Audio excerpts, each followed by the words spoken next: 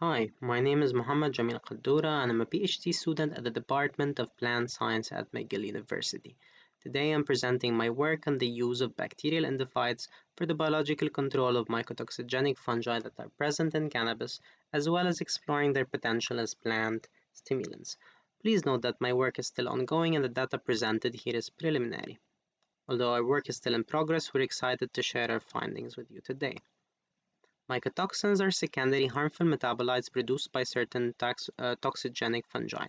They pose a significant health concern due to their hepatotoxic, nephrotoxic, and carcinogenic properties. Unfortunately, there's a lack of peer-reviewed research on pest and disease management in cannabis, with only 0.5% covering mycotoxins.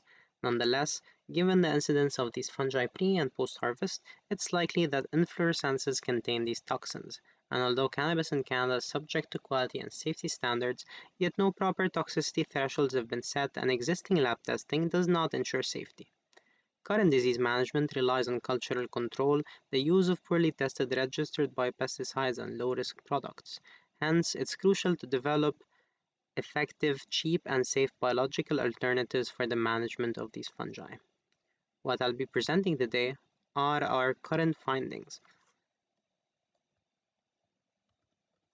Looking at the flowchart of our experimental design, 140 bacterial isolates from Cannabis sativa and Chilodonium majus were subjected to screenings to determine the top performers.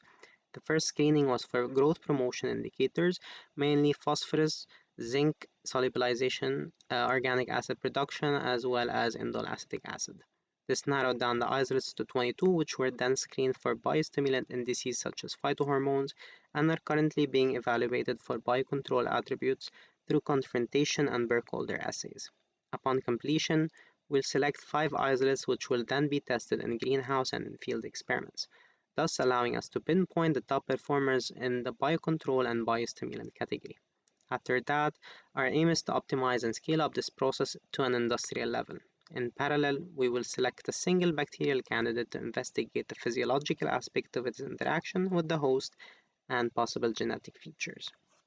Moving on to the results, we've narrowed down our isolates, some of which we've presented in Table 1. As you can see, some exhibit much higher growth promoter levels than the others, like isolates number 48 and 121. In Table 2, the inhibition potential was tested, and several isolates inhibited the growth of Fusarium species, such as Oxysporum up to 52%, Graminarium up to 66%, Solani up to 46%, and Aspergillus 1 and 3 up to 62%. Last, Botrytis cinerea, which is one of the most common pathogens in cannabis production, was substantially inhibited up to 72% by isolates number 120 and 121, which can be seen in Figure 2.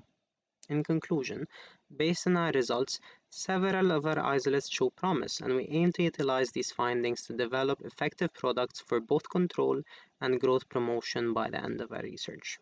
Last, I would like to express my sincere appreciation to the funding agencies and the research partners whose generous support has made this project possible.